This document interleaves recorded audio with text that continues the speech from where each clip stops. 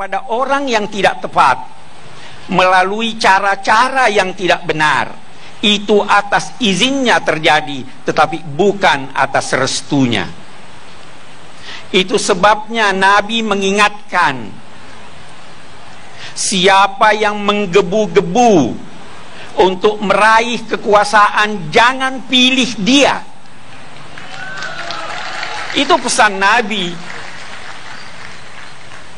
Ketahuilah, kata Nabi, siapa yang menggebu-gebu sampai memfitnah, sampai melakukan cara-cara yang tidak benar, bisa jadi dia yang menjadi pemimpin, tapi Allah tidak merestuinya. Allah membiarkan dia sendiri.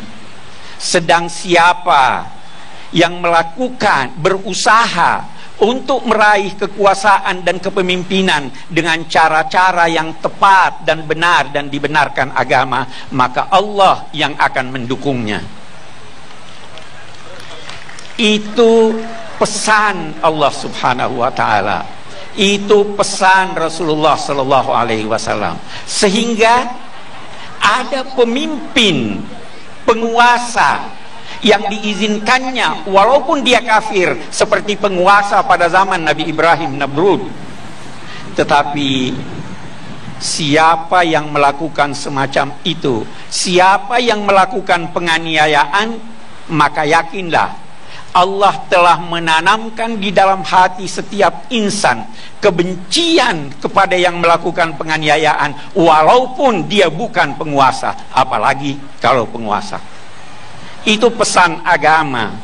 Itu pesan agama hendaknya kita camkan di dalam benak kita.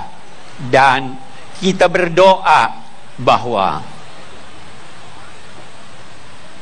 ma'atadbirillahi la yughnil hiyal, berdasar pengaturan Allah tidak ada gunanya lagi usaha yang telah diusahakan.